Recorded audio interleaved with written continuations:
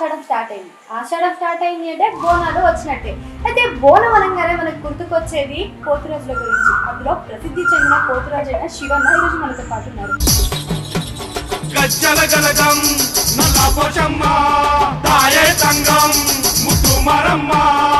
నమస్తే అండి. ఈ వృత్తిలో మీకు మంచి ఉంటుంది, చెడు ఉంటుంది. సో చెడు పరంగా చూసుకున్నట్టయితే మీకు ఇంట్లో దాకా వచ్చిన విషయాలు ఏమైనా జరిగాయా మరి? ప్లేస్లలో చెప్పు మూలలు వేయడం, ట్యూబ్ లైట్ దాగు పెంకలు వేయడం,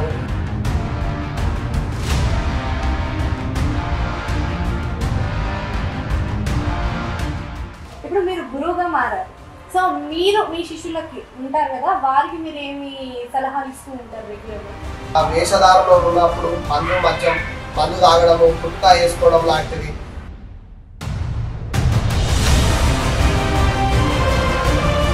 సో ఇప్పుడు మీరు చెప్పారు కదా మేకప్ అని. నార్మల్గా మేకప్ వేస్తేనే స్కిన్ ప్రాబ్లమ్ చాలా మందికి వస్తాయి, కానీ మీరు వాడేది మాత్రం పెయింట్ కూడింది. ఆ ఆయిల్ పెయింట్స్ కూడా కల్తీ వచ్చేసింది. ఆ ఆయిల్ పెయింట్స్ వాడడం వల్ల స్కిన్ ఇన్ఫెక్షన్.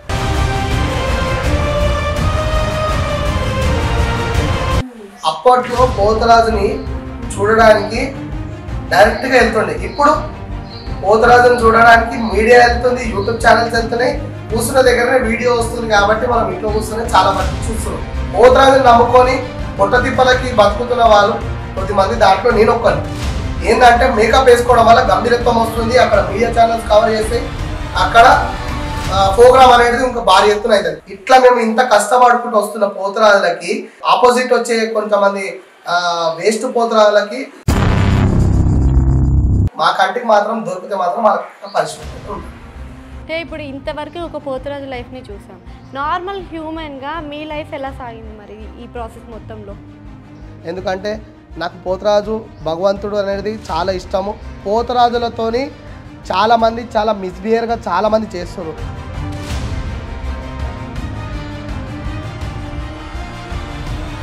కానీ పోతరాజులను ఎవరైతే బాధ పెడతారో ఆ తల్లిని బాధ పెట్టినట్టే వాళ్ళు ఇంతకి ఇంత నష్టపరిహారం జరుగుతుంది.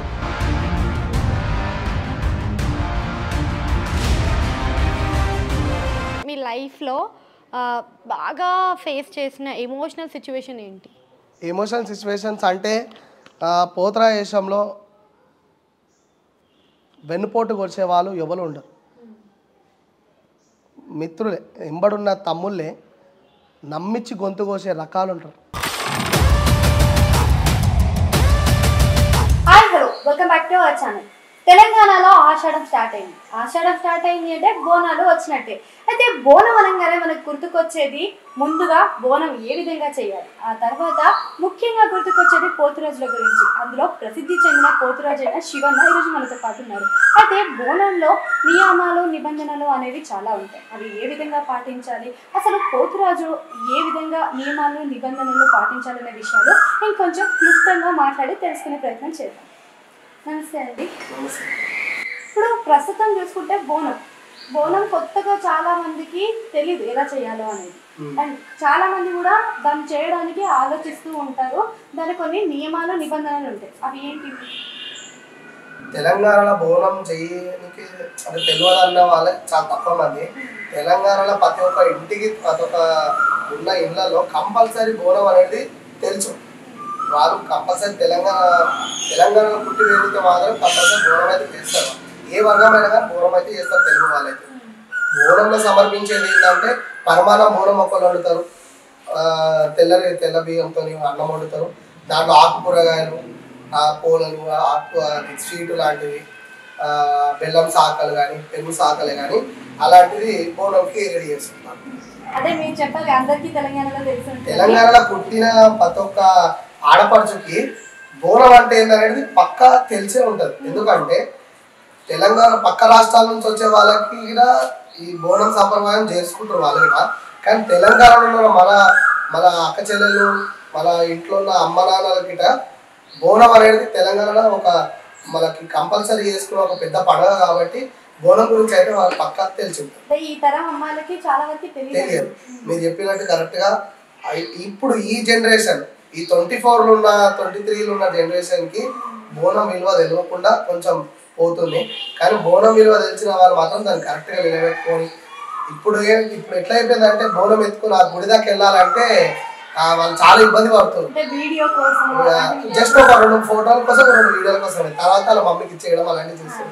కానీ ఒక టైంలో బోనం ఎత్తుకొని దాదాపుగా 1 కిలోమీటర్ ఉన్నా అది ఒక ఊరవతల బోనం పొడిరామకు పెట్టాలన్నా కానీ తలపైన పెడితే అక్కడనే దింపుతుంది. కానీ ఇప్పుడే కొంచెం ఫ్యాషన్ గా మారింది. కానీ బోనం సమర్పించడం లాంటిది అయితే చేస్తుంది. అంటే దీంట్లో కొన్ని నియమాలు ఉంటాయి కదా, ఈ సందర్భంలో చేయొచ్చు, ఈ సందర్భంలో చేయకూడదు. బోనం అనేది సందర్భం బట్టి అయితే చేయరు. ఇప్పుడు మనకి ఇంట్లో ఏదైనా మంచి జరిగింది, మంచి జరుగుతలేదు, మనకి బాగాలేదు, మనకి ఇల్లు కట్టాలి, ఏదైనా మొక్కుంది, బోనం సమర్పించి అక్కడ అమ్మవారికి నైవేద్యం సమర్పించి జోడు కొబ్బరికాయ కొట్టడం, తొట్టెలు కట్టడం లాంటివి చేస్తే మనకు అనుగ్రహం ఉంటుంది. ఇప్పుడు 365 రోజులలో 2 నెలలు మనం బోనాలు చేస్తాం. ఆ 2 నెలల బోనాల కోసం వర్షాల కోసం, పంటల కోసం, పిల్లల కోసం, పెద్దవాళ్ళ కోసం, మంచి చెడ్డ అన్నిటి కోసం బోనం సమర్పిస్తాం. అట్లనే ఇంట్లో బాగాలేకపోతే ఇట్లా బోనం చేసుకుంటాం కదా, అది ఎప్పుడైనా చేసుకోవచ్చు అన్నమాట. బోనం సమర్పించాం. ఆషాఢంలో శ్రావణంలో చేసే బోనాలు కంపల్సరీ చేస్తారు. ఇక వాళ్ళకి తీరిక లేదు, ఏదైనా సృష్టి లాంటిది వచ్చింది, ఇంట్లో బాగలేదు, ఒంట్లో బాగలేదు, ఏదైనా ఇబ్బంది వాళ్ళ డబ్బుల పరంగా కానీ ఏదైనా పరంగా కానీ కొంచెం ఇబ్బందిగా ఉంటే తర్వాత వాళ్ళు బోనం అనేది చేస్తారు. అంటే ఇప్పుడు మనం శాఖలు అనేది కూడా పెడతారు. కొంతమంది మందు శాఖ పెడతారు, కొంతమంది కళ్ళు శాఖ పెడతారు. ఈ వీటిలో కూడా మనం కొన్ని కల్తీలు కూడా చూస్తూ ఉంటాం. ఇలాంటివి అంటే మనం పురాణాలలో చూసుకున్నా, మన పూర్వీకుల్లో చూసుకున్నా అవన్నీ స్వచ్ఛమైనవి దొరికేవి అనమాట. అంటే కళ్ళే శాఖగా పెట్టేవాళ్ళు. ఇప్పుడు చూసుకుంటే వాళ్ళకి ఇష్టం వచ్చినట్టుగా ఫ్యాషన్ గా చేంజ్ అయిపోయింది. శాఖల విషయంలో అయితే ఒక విషయం చెప్పదలుచుకున్నా. ఇప్పుడు శాఖల విషయంలో యాపాకు వేసి నీళ్ళు శాఖ పెట్టడం ఒక పద్ధతి, దానిలో పసుపు వేసి పెట్టడం ఒక పద్ధతి, బెల్లం శాఖ పెట్టడం, ఉల్లిగడ్డ పెరుగు శాఖ పెట్టడం, గడ్డం శాఖ మందుతోని కానీ నీళ్ళతోనే కానీ ఇంకోటి ఏంది మద్యంతోనే కానీ అమ్మవారికి ఈ విధంగా శాఖలు అయితే ఎక్కుతాయి. ఈ విధంగా అమ్మవారికి అయితే శాఖలు అయితే వస్తారు. ఇక అంతటి చేత కాకపోతే మాత్రం ఇక నీళ్ళతోని వచ్చే బోనాలకి కానీ వచ్చే పోత్రాలకి కానీ ఎక్సెట్రా ఎవరికైనా కానీ శాఖలు పోయడం అయితే మనకి మంచి పద్ధతి. ఇప్పుడు మనం బోనం గురించి ఇంత మాట్లాడుకున్నాం కదా, దీంట్లో భాగమైన పోతురాజు. అసలు ఈ పోతురాజు ఘట్టం అనేది ఎప్పటి నుంచి స్టార్ట్ అయిందంటే మీ లైఫ్ లో? నా లైఫ్ లో స్టార్ట్ అయ్యి దాదాపుగా 18 సంవత్సరాలు అవుతుంది. నా తాత ముత్తాతలు 75 సంవత్సరాలు పోతురాజేశం వేయడము, అప్పట్లో వాళ్ళు యాటగావులు 40 యాటలను గావు పట్టడము, మా తాత ముత్తాతల నుంచి పోతురాజేశాలు నడుస్తున్నాయి. ఇప్పుడు నేను దాదాపుగా ఏమంటే 18 సంవత్సరాలు అవుతుంది. ఈ 18 సంవత్సరాల్లో 10 సంవత్సరాల నుంచి యాటగావు పట్టడం, గుమ్మడికాయలు గావు పట్టడం, ఆనిమకాయ గావు పట్టడం, అట్లా ఒక దాదాపుగా 10 సంవత్సరాల నుంచి చేస్తున్నాం. పోతురాజు వేషం అనేది ఎవరు పడితే వాళ్ళు వేయదలుచుకున్నది? పోతురాజేశము ఎవరు పడితే వాళ్ళు వేయొచ్చు అంటే ఇప్పుడు దానికి ఒక అరువులు ఉంటే, ఇప్పుడు దానికి ఒక అర్హత ఉంటే వేయొచ్చు. ఎవరు పడితే వాళ్ళు వేయడానికంటే పోతురాజేశం వాల్యూ లేకుండా పోతుంది. ఎందుకంటే పోతురాజులు పూర్వీకుల కాలంలో ఊరికి ఒక పోతురాజే ఉంటుంది. ఆ ఊరికి ఒక పోతురాజుని బోనాలు వచ్చినప్పుడు కంపల్సరీ మొత్తం ఊరంతా పోయి ఆయన నువ్వు చూస్తుండే, ఆయనతో ఆశీర్వాదం తీసుకుంటుండే, ఆయనతో ఆడుతుండే పాడుతుండే, మంచిగా ఒక రెస్పెక్ట్ అనేది ఉంటుండే. ఆయన ఊర్లోకి వచ్చినా కానీ ఆయన పెద్ద మనుషులు కూర్చున్న పెద్ద మనుషులైనా కానీ ఒక రెస్పెక్ట్ అనేది తీసుకుండే. ఇప్పుడు ఎట్లా అయిపోయింది, ఆ పెద్ద మనిషి వచ్చినా రెస్పెక్ట్ లేదు, ఊర్లో సీనియర్ పోతురాజు వచ్చిన వాల్యూ లేకుండా పోయింది. అది ఎందుకు లేకుండా పోయిందంటే గల్లీకి ఒక పోతురాజు అయిపోయాడు, బస్తీకి ఒక 10 మంది పోతురాలు అయిపోయారు. వాళ్ళు బోనాలు వచ్చినాయంటే గల్లీలో ఒక 10 మంది పోతురాలు తయారవుతారు. కాబట్టి వాళ్ళకి వీళ్ళకి తేడా లేకుండా పోయి ఆ సీనియర్ పోతురాలకి కొంచెం మర్యాద అనేది తగ్గిపోయింది. మీ లైఫ్ లో మీరు ఫస్ట్ ఇన్స్పిరేషన్ అనేది ఈ పోతురాజు అవ్వాలి నేను అనేది ఎక్కడ స్టార్ట్ అయిందంటే మా తాతలు చార్మినార్ చౌక్లో మా పెద్ద తాతలు ఉంటుండే. వాళ్ళు పోతురాజేశం వేస్తే వాళ్ళ చుట్టుముట్టు తెలుగులో ఒక 5-6 మంది ఉంటే చుట్టుముట్టు మొత్తం ముస్లిం సోదరులు ఉంటుండే. ముస్లిం సోదరులు అంటే మనకు ఆపోజిట్ ఏం కాదు. ఎట్లా అంటే చార్మినార్ చౌక్లో అక్కడ పోతురాజేశం వేసి వాళ్ళు బయలుదేరితే వాళ్ళకి ఓం నమ శివాయ అనుకుంటా ముస్లింసే ఓం నమ శివాయ అనుకుంటే ఇప్పుడు గిట అక్కడ బోనాలు అయితే ఓం నమ శివాయ అనుకుంటేనే వాళ్ళని తీసుకెళ్ళిపోతారు. పోతురాజులు వాళ్ళు తీసుకెళ్తారు. అంటే మన దగ్గరికి ముస్లిమ్స్ వారు వస్తారా బోనాలకి? రారు. అక్కడ మాత్రం వస్తారు. అక్కడ ఐక్యం ఉంటారు, కలిసి ఉంటారు. ఓం నమ శివాయ అనుకుంటే దాదాపుగా 1,00,000 మంది పోతురాజులను తీసుకెళ్తారు. ఆ పోతురాజు దెబ్బ కొట్టినా ఆయన దెబ్బ తగిలించినా ఏం చేసినా వాళ్ళు భరిస్తారు. ఎందుకు భరిస్తారు? అదొక ఆనవాయితీ. ఒక తాత ముత్తాతల నుంచి పోతురాజు అంటే మా తాత 7 ఫీట్లు అనుకుంటాడు. ఆయన ఒక ఇరవలు వచ్చేసి 6.5 ఫీట్లు ఉంటుంది. 6.5 ఫీట్లు గుంజు కొడితే దాదాపు 2-3 కంపల్సరీ జరుగుతుంది. అంటే ఓం నమ శివ ఓం నమ శివ అనుకుంటా ఆయన వీరంగం చేసుకుంటూ వెళ్తాడు. ఆ వీరంగం చేసుకుని వెళ్ళే టైంలో చాలా మందికి తగ్గుతాయి దెబ్బలు. వాళ్ళు ఓం నమ శివ అని చెప్పి ఆయన రెచ్చగొట్టి ఆయన ఉగ్ర రూపంలో చేసుకుని తీసుకెళ్తారు. తీసుకెళ్ళి అక్కడ దర్శనం చేయించి ఆ దర్శనం నుంచి మళ్ళీ రిటర్న్ గా తీసుకొస్తారు ఆయన పోతరాజు. అట్లా అది మీరు చూసి ఇన్స్పైర్ అయ్యారా మరి? అట్లా తాత అమ్మ వాళ్ళతో వెళ్తుండే చూస్తుండే. ఇంకా కార్వా లంగ రోజుల గిట్ట మా పెద్ద సత్తయ్య ఉంటుండే, ఆయనని కూడా చూడడానికి వెళ్తుండే. అట్లా చూడడంలో తాతను చూసి ఇలా ఇలా నేర్చుకోవాలి, ఇలా చెయ్యాలి అన్న ఇంప్రెషన్ లో అట్లా పోతరాజేశ్వరులకి మమ్మీ వాళ్ళని రిక్వెస్ట్ చేసి తాత ముత్తాతలు వేసి అన్నట్టు ఇట్లా రావడం జరిగింది. ఓకే, అదే విధంగా ఇప్పుడు మనం అనుకున్నంత మాత్రాన మనం పోతలింగుడు అనేది మన దేహం మీదకి రాలేదు. అదే విధంగా మీకు రావడం అనేది కానీ మీకు ఎలా అర్థమైంది? ఎలా అర్థమైందంటే నా వయసు దగ్గర 10-11 సంవత్సరాలు ఉన్నప్పుడు మేము కడతాల మైసమ్మ టెంపుల్కి వెళ్ళినాం. అక్కడికి వెళ్ళిన తర్వాత అక్కడ ఒక ఫంక్షన్లోకి వెళ్ళినాక నేను మమ్మీ వాళ్ళతోని కొంచెం ఉంటుంటూ టెంపుల్కి వెళ్ళిపోయాను.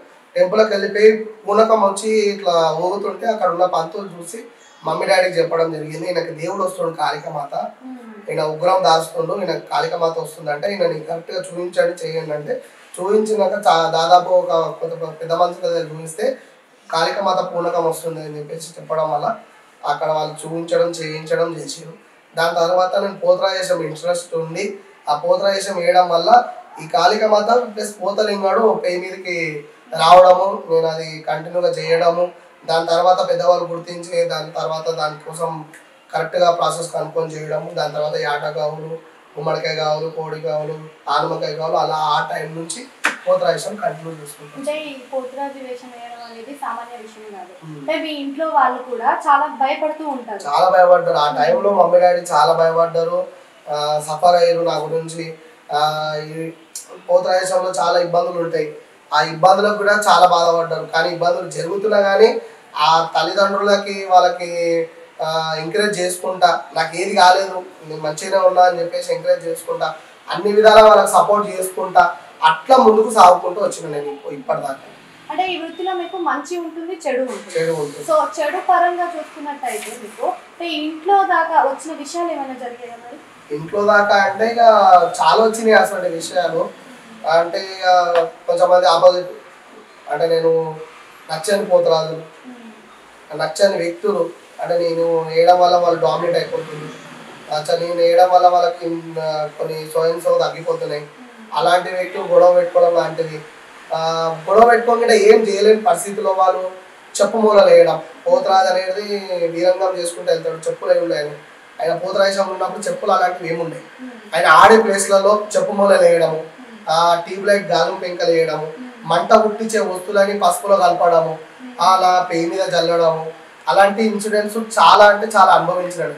కాళ్ళు తెగిపోవడము, రక్తాలు కారడము, అవి మళ్ళీ నెక్స్ట్ డే మానిపోవడము, దాన్ని యథావిధిగా నేను మళ్ళీ పోతరాజేశం చేయడము, ఈ విధంగా నేను ఎంతో బాధపడ్డా. కానీ మళ్ళీ నెక్స్ట్ డే మార్నింగే పోతరాజేశం చేయడం అలా చేస్తాను. అంటే ఈ దీంట్లో అంటే ఈ వృత్తిలోకి వచ్చాక మీకు జరిగిన చెడు గురించి చెప్పాలి, మరి మంచి ఏ విధంగా జరిగింది? మంచి ఏ విధంగా జరిగిందంటే ఇప్పుడు తాత ముత్తాతల నోటికి వెళ్ళినప్పుడు మనకు అప్పుడు ఎట్లుంటాయి అంటే రెక్కాడక్కడ ఒక అట్లా పరిస్థితి ఉంటుంది. తిండికి దడపడాల్చుకోవడం, ఒకరోజు చేసుకుంటే ఆ తిండిని 3 రోజులు తినడం, ఆ పరిస్థితిలో ఉండే మనం. అట్లా నేను అమ్మ నాన్న అప్పటికి చెల్లెలు చిన్న ఉండే ఆ పరిస్థితిలో పోతరాజేశం వేసారు. చాలా మెల్లగా కొంత ముందు జరిగిన దాని తర్వాత ఆ స్టేజ్ నుంచి ఈ స్టేజ్ దాకా, అప్పటి నుంచి ఇప్పటిదాకా అంటే ఇప్పుడు 10 మందికి తిండి పెట్టగలుగుతున్నా, 100 మందికి నేను గురువునై వాళ్ళ సహకారంతో మంచిగా ఉన్నా. ఆ గురువు మా తాత ముత్తాతలను చూసి నిష్ట నియమాలతో ఎప్పుడైతే పోతరాజేశం వేయడం మొదలుపెట్టానో ఆ రోజు నుంచి ఈ రోజు దాకా నాకు ఏ విషయంలో కానీ మంచి జరిగింది. కానీ చెడు జరిగినా కానీ చెడు 50% జరిగితే మంచి జరగడం 100%గా జరిగింది. అంటే దీంట్లో నేను నా ఎదుగుదలకి నా శత్రువులే ఎక్కువ కారణం. అంటే వాళ్ళు ఏడవడము, వాళ్ళు 24 గంటలు నా మీద ఏడవడము, నా మీద పగలు సాధించడము, ఆ విషయంలోనే నన్ను పై మెట్టుకి తీసుకెళ్ళి, అంటే నా మిత్రులే నా శత్రువులు అయినందుకే నేను ఈ స్టేజ్లో ఉన్నా. అట్లా నేను ముందుకు వచ్చేసాను. ఇప్పుడు ఈ విషయం చెప్పారు కదా, మీకు కొన్ని సంవత్సరాల క్రితం చూసుకున్నట్టయితే ఒక గురువు గారు ఉండేది. సో ఆయన మీకు దూరమైన సందర్భాలు కూడా ఉన్నాయి. సో ఆ సందర్భం ఎలా వచ్చింది? సందర్భం ఎలా వచ్చిందంటే ఇప్పుడు నేను ఉన్నాను, ఇప్పుడు నా ఎంబడి పాటు చాలా మంది ఫ్రెండ్స్ ఉన్నారు, శిష్యులు ఉంటారు, తమ్ముళ్ళు ఉంటారు. దీంట్లో నమ్మకస్తులు చాలా తక్కువ మంది. ఎట్లా అంటే వాళ్ళు నమ్మించి గొంతు కోసే రకం. ఎలా అంటే ఇప్పుడు నా ఎంబడి ఉండాలి, తాగాలి, తినాలి, అన్ని యాక్టివిటీస్ చేయాలి అంటే నా వీక్నెస్ చూసుకోవడం, వీక్నెస్ చూసుకొని నా గురువు దగ్గరికి వెళ్ళి నా గురించి ఒకటికి రెండు చెప్పడం, నా మీద బ్యాడ్ ఇంప్రెషన్ చేయడం. కానీ సో అండ్ సో టైంలో నేను గురువు గిట్ట ఆ డిస్కషన్ చేసినాం, నా గురించి ఇట్లా బ్యాడ్ చేస్తుండే. ఎవరైతే బ్యాడ్ చేస్తుండో వాడిని కొంచెం దూరం పెట్టడం జరిగింది. వాడు ఇంకా నాకు మా గురువుకి లేనిపోని మాటలు చెప్పేసి ఆయన దూరం చేయడం జరిగింది.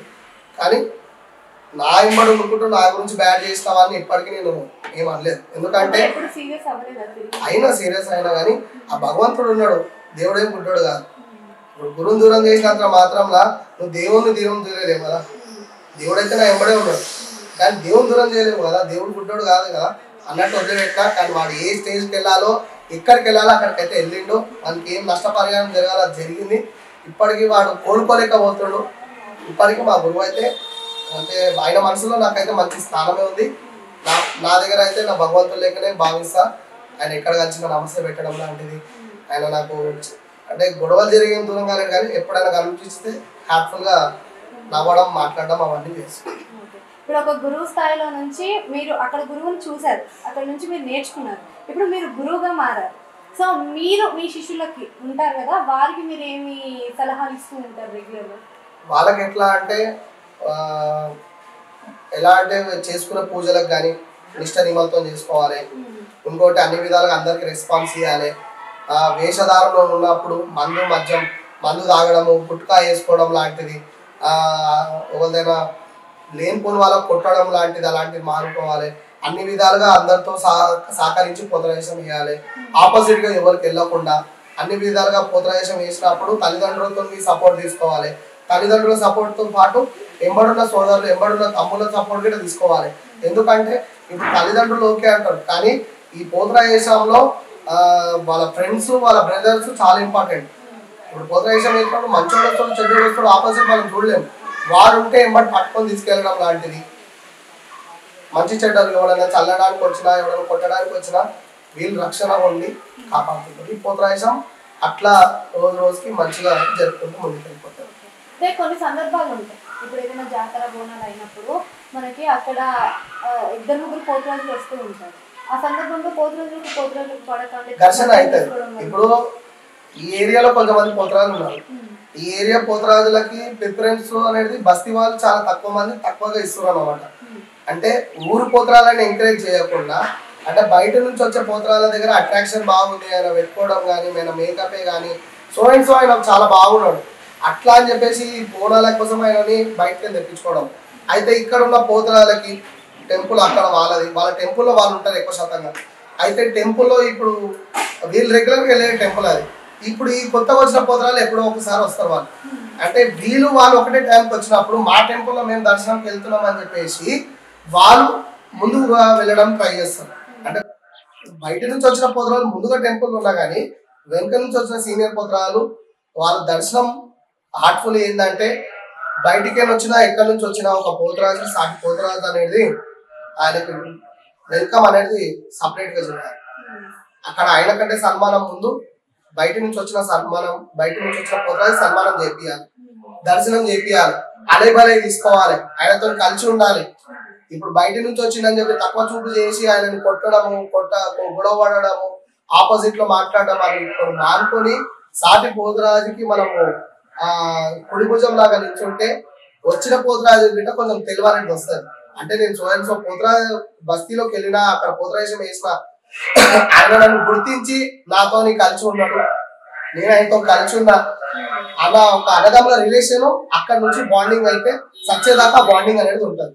కానీ కొంచెం మంది చీట పురుగు వాళ్ళు ఏం చేస్తారంటే అక్కడ పోవడం వల్ల గొడవ పడుకోవడం, ఆ గొడవని కాస్త పగలుగా మార్చుకోవడం, చంపుకునే స్టేజ్ దాకా వెళ్తున్నాయి. సో ఇప్పుడు మీరు చెప్పారు కదా మేకప్ అని, నార్మల్గా మేకప్ వేస్తేనే స్కిన్ ప్రాబ్లమ్ చాలా మందికి వస్తాయి. కానీ మీరు వాడేది మాత్రం పెయింట్ కూడింది, అది కూడా చాలా కెమికల్తో కూడింది. మీరు అదే సందర్భంలో మీరు వాడే కెమికల్స్ వల్ల మీకు స్కిన్ ప్రాబ్లమ్స్ ఏమైనా వచ్చుంటాయి? మేకప్ పూర్వీక కాలంలో పసుపు కుంకుమ విభూది కుండ చెంకిలతోనే పోతరాజు రెడీ అవుతుండే. కానీ ఆ ఓల్డ్ ఈజ్ గోల్డ్ ఇప్పటికీ చాలా మంచిది, హెల్త్కైనా కానీ బస్తీవాసులకైనా కానీ ఏదైనా మంచిది. కాకపోతే మేకప్కి రావడం వల్ల ఏమైందంటే ఇప్పుడు సోషల్ మీడియా కూడా చాలా పెరిగిపోయింది.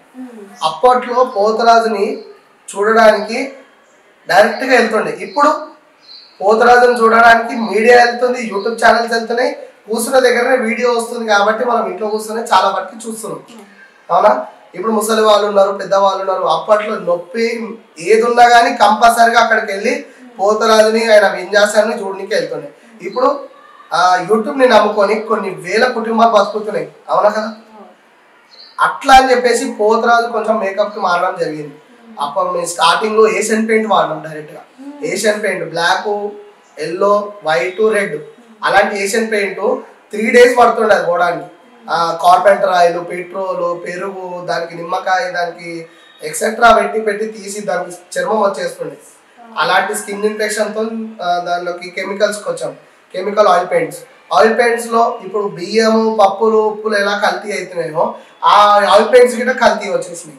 ఆ ఆయిల్ పెయింట్స్ వాడడం వల్ల స్కిన్ ఇన్ఫెక్షన్ కొంచెం మందికి బుగ్గలు రావడము, స్కిన్ ఊడిపోవడము, స్కిన్లో పురుగులు రావడము, ఆయనకి కన్ను ఇన్ఫెక్షన్ రావడము, మౌత్ ఇన్ఫెక్షన్, ఇట్లా ఇన్ఫెక్షన్లు చాలా వస్తున్నాయి.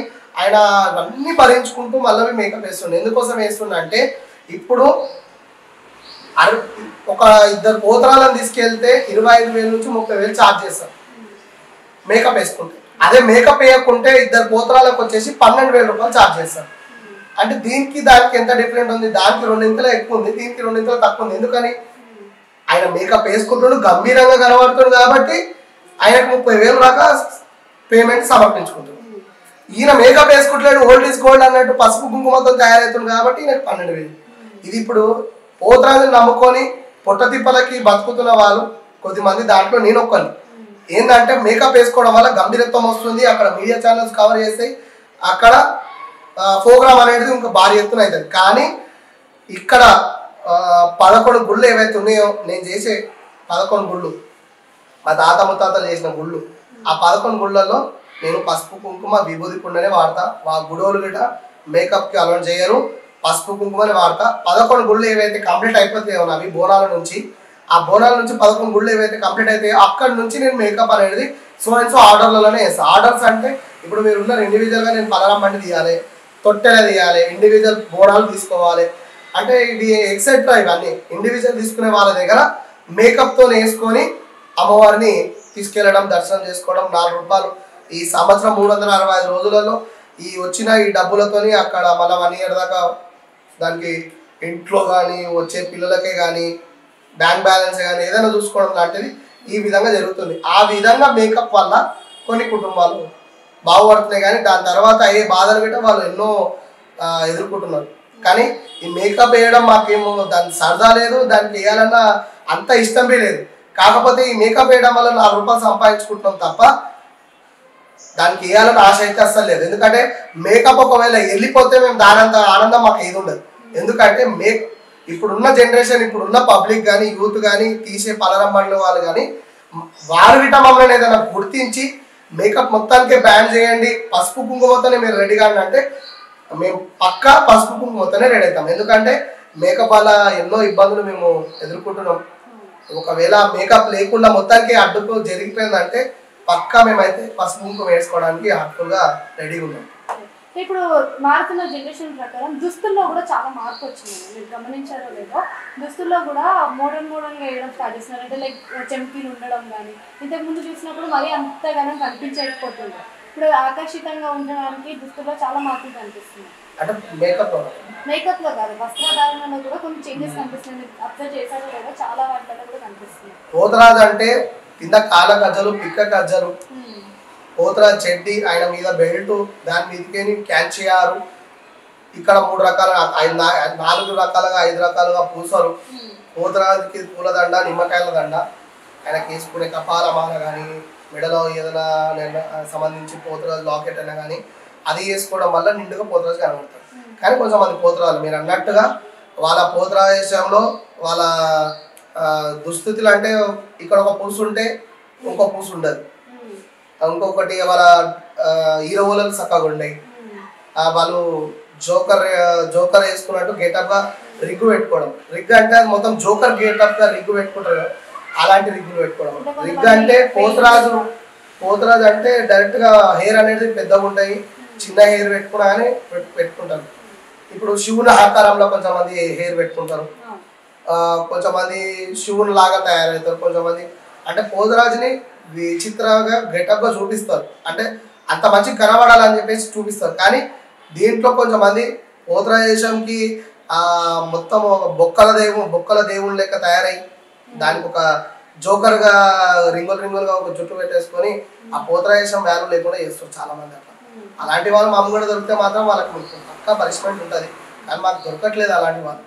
అలాంటి వాళ్ళు ఉంటే మీలాంటి వాళ్ళ ఛానళ్ళకి అయితే మనం రానియం మనం.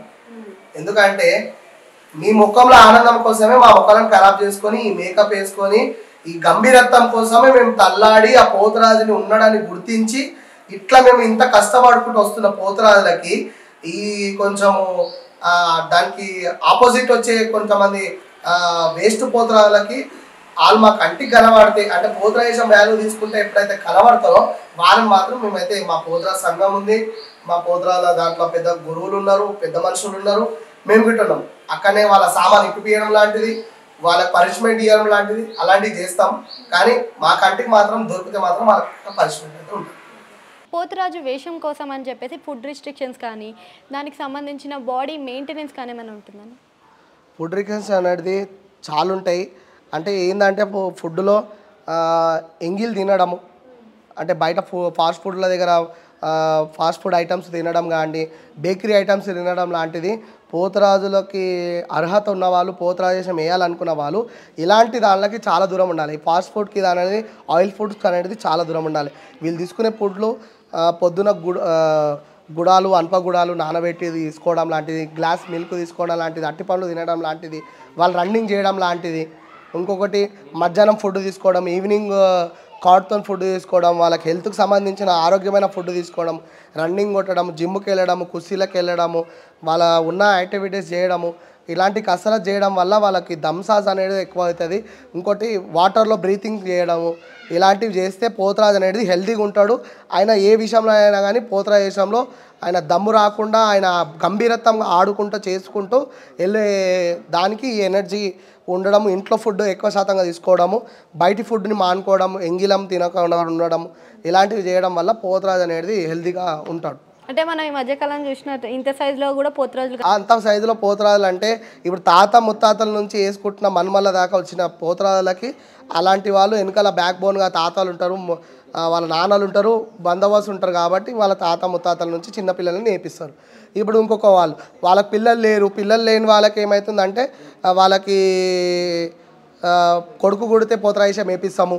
అలాంటి మొక్కులు ఉన్న వాళ్ళు ఏం చేస్తారంటే కొడుకులు కొట్టిన తర్వాత చిన్నగా కొంచెం వాళ్ళు 4 years 5 years అయినాక పోతరాజేశం ఆ మొక్కుబడిగా వేయించడము అలాంటివి చేస్తారు. కొంతమంది పిల్లల జిద్దు కోసం నేనేస్తా అని చెప్పేసి కొంచెం జిద్దు మార్గం చేయడము, బోనాలు వచ్చిన టైంలో వాళ్ళని సతాయించడం చేస్తే వాళ్ళు మంచి గురువుని ఎంచుకోవడము, తీసుకెళ్ళడము, అక్కడ పోతరాజేశం వేయడం చేస్తారు. అట్లా ఈ పోతరాజేశంని సాగుకుంటూ వెళ్తుంది. కానీ ఏమి తెలియకుండా గురువు లేని విద్య గుడ్డి విద్య అన్నట్టు గుడ్డిగా పోతరాజేశం వేయడము, ఈ పోతరాజు వాల్యూ తెలియకుండా, పోతరాజు గురించి ఏం తెలియకుండా ఏదో దొరికింది కదా, ఏదో వేసినాం కదా అని చెప్పి వేయడము, వాళ్ళు ఇబ్బందులకి గురువు అవుతారు తప్ప దీంట్లో ఏదైనా ముంగడికి వెళ్ళడం లాంటిది చాలా తక్కువ జరుగుతుంది. ఓకే, బోనం ఎత్తుకునే ముందు కానీ అండ్ మనం పోతరాజు వేషం వేసేటప్పుడు ముందుగా పోతరాజుకి హారతి ఇవ్వడం, ధూపం ఇవ్వడం ఇలాంటివి చేస్తూ ఉంటారు కదా, అది ఎందుకోసమని? పోతరాజేశంలో ఘటంగా రెండు ఘటాలు ఉంటాయి. ఎట్లా అంటే పోతరాజేశంలో పూర్వీకుల కాలంలో పెద్ద పోతరాలైనా కానీ మళ్ళీ సీనియర్ పోతరాలైనా కానీ వాళ్ళని మంగళవాద్యాలతోని బ్యాండ్ వాళ్ళతోని వాళ్ళని ఊర్లో ఉన్న బావి దగ్గరికి తీసుకెళ్ళి ఆ బావిలో పసుపుతోని తానం చేసుకున్న తర్వాత ఆయన భగవంతులకి భావించే ఒక లంగోటిని కట్టుకున్న తర్వాత అక్కడి నుంచి మళ్ళా ఆ ఊర్లకి ఆయనని ఎవరిని ముట్టుకోకుండా తీసుకొస్తుండే. ఎవరు ముట్టుకోకుండా తీసుకొచ్చిన తర్వాత పోతరాజు పటం అనేది వేసుకుని పోతరాజు పటంలోనే నించొని పోతరాజుకి సంబంధించిన ఆయన వస్తువులైనా కానీ ఆయన దుస్తులైనా కానీ ఆ పోతరాజు ఆ పటంలో ఉండి అలంకరణ చేసుకొని పసుపు కుంకుమలతో రెడీ అయిన తర్వాత ఆ గంభీరత్వంని అక్కడి నుంచే ఆ పోతరాజు అనే పటం నుంచే బయటికి వెళ్తాడు. బయటికి వెళ్ళిన తర్వాత అక్కడ ఆయనకి ఆరతి తీయడం లాంటిది గుమ్మడికాయ దిష్టి. ఇప్పుడు గుమ్మడికాయ ఉంది, ఇప్పుడు మనం అమ్మవార్లకే ఎక్కువ శాతంగా గుమ్మడికాయలు దిష్టి తీసేయడము, మనకి సంబంధించిన తొట్టెలకి పలరమ్మళ్ళకి గుమ్మడికాయలు తీసేస్తాం. అట్లా పోతరాజు గిట ఒక భగవంతుడే కాబట్టి ఆయనకి గుమ్మడికాయ దిష్టి తీయడము, కొబ్బరికాయలు దిష్టి తీయడము, ఆయనకి ఆరతి తీయడం లాంటిది పోతరాజుగా భగవంతులేక భావించి మనం చేస్తుంటాం. ఓకే. సో ఇదే విధంగా మనకి బలిగంప అనేది ఉంటుంది కదా, దాని గురించి మీరు ఎక్స్ప్లెయిన్ చేస్తారు. బలిగంప కార్యక్రమం ఏంటంటే మనకి కరోనా వచ్చింది. కరోనా లాంటిది మహమ్మారి ఒక టైంలో తాత ముత్తాతల ఆ రాజుల కాలంలో గత్తెర లేచిపోయింది. గత్తెర అంటే చిన్నపిల్లలు పెద్దవాళ్ళు అందరూ చనిపోవడము, ఆవులు చనిపోవడము, రోగాలతో పాలు కావడము అలాంటిది జరిగినప్పుడు నిజాం సర్కార్ రాజుకి అమ్మవారి కళలోకి వచ్చి నాకు ఈ బోనం సమర్పించి నాకు ఇట్లా సాకలు పోయడం లాంటిది చేస్తే ఈ గత్తెరను ఆపుతా అని చెప్పేసి అమ్మవారు రాజు కళలోకి వెళ్ళి చెప్పడం జరిగింది. అట్లా ఆ నిజాం సర్కార్ రాజు ఆయనతో చేయడానికి రాకపోయినా కానీ తిండి వర్గం వాళ్ళు చాకలి మంగలి మాదిగ కుమ్మరి వాళ్ళు వీళ్ళ వర్గం వాళ్ళకి నిజాం సర్కార్ అప్పుడు ఆ డబ్బులు ఇప్పించి ఆయన బోనం చేర్పియడము సాకలు పోయడం లాంటిది అమ్మవారికి చేయించాడు. అమ్మవారు నిజంగా ఆయనకు దర్శనం ఇచ్చి ఈ రూపంలో బోనం చేయడం సాకలు పోయడం ఆయన చెప్పడం వల్ల ఆయన తిండి వర్గం వాళ్ళతోని ఇలా కులవృత్తి వాళ్ళతోని బోనం చేర్పియడం జరిగింది. ఆ బోనం తర్వాత బలిగంప ఎన్ని బోనాలు అయితే సమర్పిస్తామో ఆ రతి అమ్మవారికి ముంగట పోసి ఆ అన్నము తీసుకెళ్లే నైవేద్యం అదంతా అమ్మవారి ముంగట రతి పోసిన తర్వాత ఆ రతిలో పసుపు కుంకుమ నిమ్మకాయలు కోసి దాంట్లో ఆనుమకాయ గుమ్మడికాయ అన్ని యాటగిట కోయడం లాంటిది ఆ గంపలలో వేసి చాకలి పుల్లయ్య అన్నట్టు ఊర్లో ఉన్న చాకలి వాళ్ళు దాన్ని గంపలో వేసుకొని దాన్ని చెడు నివారణ కోసం ఓ బలి అనుకుంటా ఊర్లో మొత్తం పొలిమేర దాకా వాళ్ళు చల్లుకుంటూ వెళ్ళడం వల్ల చెడు నివారణ పోవడం అంటే రోగపాలు కాకుండా బర్రెలకు కానీ ఆవులకు కానీ మేకలకు కానీ ఊర్లో ఉన్న చిన్నపిల్లలకు పెద్దవాళ్ళకి ముసలి వాళ్ళకి ఎలాంటి రోగం రావద్దంటే ఈ బలిగంప కార్యక్రమం చల్లుకుంటూ వెళ్ళి వాళ్ళు ఏట్లకు వెళ్ళడం వల్ల అట్లా మనకు చెడు నివారణ రాకుండా ఉంటుంది. కాబట్టి ఈ బలిగంప కార్యక్రమం మన తాత ముత్తాతల నుంచి ఇప్పుడు సో కొన్ని గుళ్ళ కాడ జరుగుతున్నాయి. సో ఇప్పుడు మనం గావు పట్టడం అని వింటుంటాం కదన్నా, ఆ సందర్భంలో ఈ బలిలు చేస్తున్నప్పుడు అసలు మీకు ఆ విషయం తెలుస్తుందా? అసలు గావు పట్టే కార్యక్రమంలో ఆ గావు ఇచ్చే టైంకి పోతలింగానికి అక్కడ ముంగట ఉన్న శబ్దంకి ఆ నిమ్మకాయ గావు గుమ్మడికాయ గావు ఆనిమ్మకాయ గావు యాట గావు ఒక టైంలో దున్నపోతు గావు ఇటు ఉంటుండే. ఆ దున్నపోతు గావు ఒక టైంలో తాత ముత్తాతలు చేసిరు ఆ దున్నపోతులను గావు పట్టుడు. ఇప్పుడు అలాంటి దున్నపోతులను గావు ఇప్పుడు అది బ్యాండ్ ఒక టైంలో తాత ముత్తాతలకు జరిగింది. ఇప్పుడు యాటగావు ఎట్లా అంటే పోతరాజు వేషం వేసినప్పుడు నిజస్వరూపంగా ఆయనకు పోతరాజు పూనితే ఆ పోతరాజు వేషంలో నిష్ట నియమాలతో ఉంటే గాలి ఎట్లా వస్తుందో ఆ పైనకి పోతలింగడు అట్లా ఆహ్వానిస్తాడు. ఆహ్వానించిన తర్వాత ఆయన ఏదైతే గావు పట్టాలనుకుంటుండో ముందస్తు రూపంలో ముంగట ఎవరో ఇచ్చేవాళ్ళు ఉంటే ఆయనకి నిమ్మకాయ గావు వేయడం వల్ల శాంతి అవుతాడు, ఆనుమకాయ ఇవ్వడం వల్ల శాంతి అవుతాడు. అంటే ఒక్కొక్క టెంపుల్ దగ్గర ఒక్కొక్క గావు ప్రోగ్రాం అనేది ఉంటుంది. ఆ అమ్మవారికి ఇష్టమైన గావు అనేది ముందుగా బస్తీవాసులు పెద్ద మనుషులు ముందు డిసైడ్ చేసుకొని గుమ్మడికాయ గావు ఇవ్వాలా, యాట గావు ఇవ్వాలా, ఆమె వెజిటేరియనా నాన్ వెజ్జా అలాంటిది ముందే డిసైడ్ అయ్యి ఆయనకు గావు ప్రోగ్రాం లాంటిది ఇవ్వడం జరుగుతుంది. ఆ గావు ఇచ్చిన తర్వాత ఆయన అమ్మవారికి రక్తం చిమ్మించి చూపెట్టడము, గుమ్మడికాయ గావు చిమ్మించడము, ఆనుమకాయ చిమ్మించడము అలాంటివి చేస్తే అమ్మవారు అనేది శాంతి రూపిణి అవుతుంది. శాంతి అయిన తర్వాత ఈ పోతరాజుకి అనుగ్రహం దొరుకుతుంది. దాని తర్వాత ఈ బలిగంప కార్యక్రమం ఇవన్నీ పోతరాజు చేయగలుగుతాడు, ముంగట వీరంగం చేసుకుంటూ తీసుకెళ్ళగలుగుతాడు. అసలు ఎన్ని బోనాల వరకే చేయవచ్చు? బోనం అయితే ఎన్ని బోనాల దాకా చేస్తారు దేవుడికి? ఎన్ని బోనాల దాకా అంటే ఇప్పుడు మనకు ఆషాఢం మొదలై శ్రావణం దాకా బోనాలు జరుగుతాయి. ఈ బోనాలు ఆషాఢ మాసంలో ఈ తెలంగాణ రాష్ట్రం మొత్తం బోనాలు చేసుకుంటాయి. శ్రావణంలో చుట్టుపక్కల ఊరు వాళ్ళు చేసుకుంటారు. ఎట్లా అంటే వెజిటేరియన్ చేసుకునే వాళ్ళు శ్రావణంలో చేసుకుంటారు. నాన్ వెజ్ ఇప్పుడు యాటలు మందులు కోళ్ళు కోసే వాళ్ళేమో ఈ బోనాల కార్యక్రమంలో చేసుకుంటారు. వెజ్గా పూజ చేసుకునే వాళ్ళు వెజ్ పూజలు చేసుకునే వాళ్ళు కొంతమంది శ్రావణంలో బోనాలు అమ్మవారికి సమర్పిస్తుంటారు. పూరీలతోని కానీ స్వీట్ నైవేద్యాలతోనే కానీ శ్రావణంలో బోనాలు చేస్తుంటారు. శ్రావణంలో పొలిమేరు అవతల ఊర్ల పొంటి గిట బోనాలు జరుగుతుంటాయి. ఓకే. గావు పెట్టిన సమయంలో ఇలా గుడి చుట్టూ తిరుగుతూ ఉంటారు కదన్నా. సో ఆ సమయంలో ఎవరైనా అడ్డొస్తే కొట్టడం లాంటివి చేస్తారు అని. అంటే కొట్టడం లాంటిది బలిగంప కార్యక్రమం అనేది చాలా పెద్దది. దాన్ని ఒక వర్గం వాళ్ళు చాకలి వాళ్ళు ఎత్తుకుంటారు. దానికి సపోర్ట్గా పక్కన వర్గం వాళ్ళు వీటి ఉంటారు. ఇప్పుడు మా దాంట్లో క్యాష్ ఫిలిం లేకుండా మేము అన్నదమ్ములక కలిసి ఉండేది.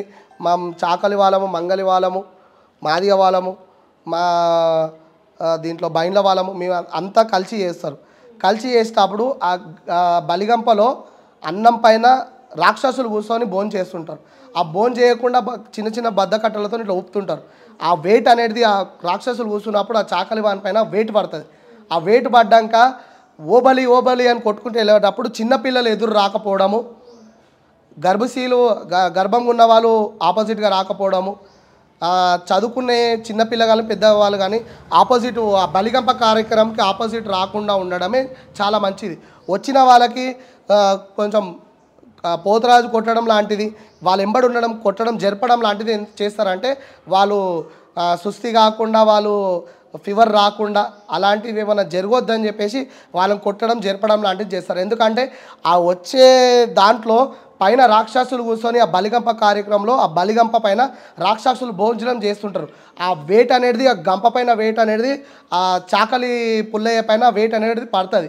ఆ పడ్డాక ఆ వెయిట్కి అయినా తట్టుకోలేక ఓబలి కొట్టుకుంటే వెళ్తున్నప్పుడు ఈ అడ్డముగా చిన్నపిల్లలే కానీ పెద్దవాళ్ళే కానీ అడ్డంకులు రాకుండా జరుపుకుంటూ వెళ్తుంటారు. ఓకే. సో అదేవిధంగా కొన్ని రోజుల వరకు కొన్ని ఊర్లలో నాన్ వెజ్ అనేది ముట్టుకోరు బోనాల సమయంలో. కొన్ని ఊర్లలో రెగ్యులర్గా నాన్ వెజ్ తింటూనే ఉంటారు. అయితే కొంచెం మంది ఏంటంటే ఇప్పుడు శ్రావణంలో ఇప్పుడు ఆషాఢంలో యాటలు కోసేవాళ్ళు, కోళ్ళు కోసేవాళ్ళు, వీళ్ళ పూజ విధానంగా అమ్మవారికి ఏదైతే సమర్పిస్తారో వాళ్ళు చేస్తారు. ఇప్పుడు శ్రావణంలో అమ్మవారికి తీపి నైవేద్యాలు, పూరీలు, హల్వా లాంటిది, తీపి వస్తువులు అమ్మవారికి ఎక్కించడం లాంటిది శ్రావణంలో చాలామంది చేస్తుంటారు. అంటే ఎవరికి ఇప్పుడు కొంతమంది నాన్ వెజ్ తినని వాళ్ళు ఉంటారు. అది తినని వాళ్ళు ఈ విధంగా ఈ పూజా విధానంలో స్వీట్గా ఎక్కియడం, అమ్మవారికి సమర్పించడం చేస్తుంటారు. అంటే ఇప్పుడు ఇంతవరకు ఒక పోతురాజు లైఫ్ని చూసాం. నార్మల్ హ్యూమన్గా మీ లైఫ్ ఎలా సాగింది మరి ఈ ప్రాసెస్ మొత్తంలో? నార్మల్గా అంటే ఇప్పుడు మీకు ఇంతకుముందు చెప్పాను, ఒక టైంలో మనకి ఏది లేకుంటుండే. ఇప్పుడు సో అండ్ సో ఒక 10 మంది కాదు 100 మంది వచ్చిన భోజనం పెట్టే అంత స్టేజ్కి ఎక్కినామంటే ఈ పోతురాజుని నమ్ముకొని, అమ్మవారిని నమ్ముకొని నిష్ట నియమాలతో పూజలు చేసుకుంటూ సమాజంలో మంచి పేరు తెచ్చుకొని సమాజంలో మంచిగా అందరితో కలిసిమెలిసి ఉండడం లాంటిది, వాళ్ళకి ఎంకరేజ్ చేసుకుంటా మనం ఎంకరేజ్ అవుతుంటా, వాళ్ళ నుంచి మనం సలహా తీసుకోవడం, మన నుంచి వాళ్ళ సలహాలు తీసుకోవడంలో ఇలా శత్రువులతో ఇంకా పైమెట్టు ఎక్కుకుంటూ వెళ్ళడం లాంటిది అన్ని విషయాలలో ఎంకరేజ్ చేయడం. ఇప్పుడు మా ఏరియాలో కూడా కొంచెంమంది చాలామంది ఎంకరేజ్ చేయడము, ఇట్లా ఈ ఎంకరేజ్లో సపోర్ట్ చేయడము, అన్నదమ్ములు లేకున్నా అన్నదమ్ములు ఉన్నట్టు ఫీల్ కావడము, సపోర్ట్ చేయడం, అట్లా ఈ ఎదుగుదలకి కారకులు అయ్యారు. దాని విషయంలో ఇప్పుడు ఈ పోతరాజు జాబ్ వదిలేసుకోవడం జరిగింది నేను. ఎందుకంటే నాకు పోతరాజు భగవంతుడు అనేది చాలా ఇష్టము. ఆయనని నిలబెట్టాలి, ఆయన పూజలో ఉండాలి, ప్రతి ఒక్కరికి ఆయన పోతరాజు అంటే ఏందో తెలిసిపోవాలి, వాళ్ళతో మంచిగా ఉండాలన్న ఒక ఆలోచనతో నేను కంకణం అనేది కట్టుకొని ఈ విధంగా జరిగిన. ఇప్పటికీ నా పోతరాజు లైఫ్లో చాలా మంచి సంఘటనలు జరిగినాయి. ఆ సంఘటనలలో ఎన్నో బాధలు, ఎన్నో కష్టాలను చూసిన, కానీ ఇప్పుడు మాత్రం పోతరాజులో నేను చాలా హ్యాపీగా ఉన్నా. నా తోటి విద్యార్థులు, నా తోటి ఉన్న పోతరాజులు గిట చాలా హ్యాపీగా ఉన్నారు. అంటే మీరు ఇప్పుడు దేవుడికి అంకితమైనట్టు చెప్తున్నారు. సో ఇప్పుడు దేవుడికి మీరు కంప్లీట్గా అంకితమేనా? పక్కా మీరు అన్నట్టే దేవునికి నేను అంకితం, పోతరాజుకి నేను మాత్రం అంకితం. ఆ తల్లికి సేవకుని నేను. ఎప్పటికైనా ఆ తల్లి దగ్గర ఒక కళ్ళ దగ్గర ఒక పువ్వు లాంటి ఉన్నాయి. ఆమెకి ఒక సోదరు లేక ఒక మంచి పేరు వచ్చి సమాజం గుర్తుపట్టింది. పోతరాజు వస్తే తల్వార్ శివ, ఒక పోతరాజు అక్క చెల్లెలకు 7 అక్క చెల్లెలకు ఒక సోదరుడు, ఒక తమ్ముడు అన్న గుర్తింపు వచ్చింది. కాబట్టి ఇక గుర్తింపు వచ్చినా రాకపోయినా నేనైతే ఆ పోతరాజు నీలంలో ఉండాలి, ఎప్పటికీ చేసుకోవాలి. నా ఊపిరి ఉన్నంత వరకు ఆయనకు సేవ చేసుకోవాలి, నా ఊపిరి వదిలేటప్పుడు గిట్ట ఆయనకు సేవ చేసుకుని వెళ్ళిపోవాలని చెప్పేసి నేను ఆ భగవంతుని నమ్మిన. ఆ భగవంతుడు నన్ను ఏం అన్యాయం చేయకుండా నన్ను అయితే ఒక మంచి స్టేజ్కి నిలబెట్టిండు. ఆయనకి ఎప్పటికీ రుణపడి ఉంటాను. ఆయన ఉన్న పోతరాజంలో ఉన్న నీలంని, మంచి నీతి నిజాయితీని ఇంకా చాలామందికి తెలియజేస్తాను. వాళ్ళతో కలిసి నేను గిట ఈ పోతరాజంని ఆర్ట్ఫుల్గా చేసుకుంటూ వెళ్తాను. అంటే మీరు ఇట్లా దేవునికి అంకితమైన సమయంలో మీకు అంటే వివాహ బంధం ఇవన్నీ ఉంటాయి కదా? వివాహ బంధం అనేటివి అన్నీ ఉంటాయి. పోతరాజు పెళ్లి చేసుకోవడము పెళ్ళిళ్ళు చేసుకోవడం అలాంటివి అన్నీ ఉంటాయి. కాకపోతే ఏ పెళ్ళిళ్ళు చేసుకున్నా చేసుకోకపోయినా ఏది ఉన్నా కానీ పోతరాజుని మాత్రం మరవను. పోతరాజు వేషంలో మాత్రం కంపల్సరీ ఉంటా. ఓకే. సో జనరల్గా తల్వార్ శివ అంటే మనకి పోతురాజుగానే తెలుసు. నార్మల్గా కూడా మీరు బయటకు వెళ్తూ ఉంటారు కదా, ఆ సిచ్యువేషన్స్లో మీకు ఎదురుపడ్డ సందర్భాలు ఏమైనా ఉన్నాయా? చాలామంది బస్సులలో వెళ్ళే చిన్న చిన్న అమ్మాయిలు చెల్లెళ్ళు వాళ్ళు బస్సులలోకి వెళ్తే చిన్న చిన్న బాబులు పెద్దవాళ్ళు గుర్తించడం తల్వార్ శివ వెళ్తుండే అని చెప్పడము, వాళ్ళు ఆపడం జరుగుతుంది, వాళ్ళు ఫోటోలు దిగడం జరుగుతుంది. టెంపుల్లలో వెళ్తున్నప్పుడు అక్కడ ఉన్న పబ్లిక్ గిట్ట నన్ను గుర్తించడం తల్వార్ శివ వచ్చిందని చెప్పేసి చాలా హ్యాపీగా ఫీల్ అవుతుంటా. ఎందుకంటే ఈ సమాజంలో చెడు చేసే వాళ్ళని ఎవరు వెంబడే గుర్తించారు, మంచి చేసే వాళ్ళని తక్కువ మంది గుర్తిస్తారు. కానీ ఎక్కడెక్కడ ఫేమస్ టెంపుల్లే కానీ పబ్లిక్లో వెళ్ళడం కానీ పబ్లిక్లో చాలామంది నాకు రెస్పాన్స్ చేయడం, తల్వార్ శివ అన్న వచ్చిండని చెప్పేసి తల్వార్ శివ వచ్చిండని చెప్పేసి కాలేజీలలో అమ్మాయిలు కానీ బయట యూతే కానీ మంచి రెస్పాన్స్ ఇవ్వడము, వాళ్ళతో ఫోటోలు దిగడము, పెద్దవాళ్ళు కూడా నాతో ఫోటోలు దిగడము అలాంటివి చేస్తుంటే నేను చాలా హ్యాపీగా ఫీల్ అవుతుంటా. కానీ గత టైంలో నన్ను ఎవరు గుర్తుపట్టకపోతుంది, ఈ టైంలో నన్ను గుర్తుపడుతున్నారు అంటే ఒకటి మీ యూట్యూబ్ ఛానల్ మీ మీడియా ఛానల్ వాళ్ళ వల్లనే నేను ఈ టైంలో ఈ స్టేజ్లో ఉన్నా. నా కష్టంకి ఫలితంగా వాళ్ళు కూడా నాకు సపోర్ట్ చేసి నాకు పోతరాజు గురించి తెలిసిన ఒక నియమాలే కానీ ఏదైనా విషయాలే కానీ వాళ్ళు నా గురించి నాతోని రప్పించి అవన్నీ చెప్పించి పోతరాజు గురించి సమాజంలో బాగా బయట వైరల్ చేసిన యూట్యూబ్ ఛానళ్ళకి మీడియా ఛానళ్ళకి ఎప్పటికీ రుణపడి ఉంటా. ఎందుకంటే వాళ్ళు మంచిగా ఉండాలని చెప్పేసి నేను ఎప్పుడు భగవంతుని ఎప్పటికీ మీడియా ఛానల్ వాళ్ళని నాకు ఇంటర్వ్యూ చేసిన ప్రతి ఒక్క వాళ్ళని మంచిగా ఉండాలని కోరుకుంటాను. ఎందుకంటే వాళ్ళు ఎంత కష్టపడి వీడియోస్ తీసి వాళ్ళు అప్లోడ్ చేయడము, ఒక రూపాయి ఆశించకుండా నేను ఒక రూపాయి వాళ్ళ నుంచి ఆశించకుండా ఇప్పటిదాకా స్టిల్ నేను ఇన్ని వీడియోలు చేసినా కానీ ఇప్పటిదాకా మీ నుంచి మీరు చేసే ఇంటర్వ్యూ నాకు 38వ ఇంటర్వ్యూ ఈ 2024లో. కానీ ఇప్పటిదాకా నేను ఏ ఇంటర్వ్యూ ఏ మీడియా ఛానల్కైనా ఏ యూట్యూబ్ ఛానల్కైనా ఒక్క రూపాయి ఆశించలేదు. ఎందుకంటే వాళ్ళ నుంచి నేను ఆశించలేదు, నా నుంచి వాళ్ళు ఆశించలేదు. వాళ్ళు రావడము ఈజీగా వాళ్ళు హార్ట్ఫుల్గా వాళ్ళు ఇంటర్వ్యూ చేసుకోవడము, వాళ్ళకి నేను రెస్పాన్స్ ఇవ్వడం, టైంకి వాళ్ళతో మంచిగా మాట్లాడడం ఎన్నో సందర్భాల్లో జరిగినాయి.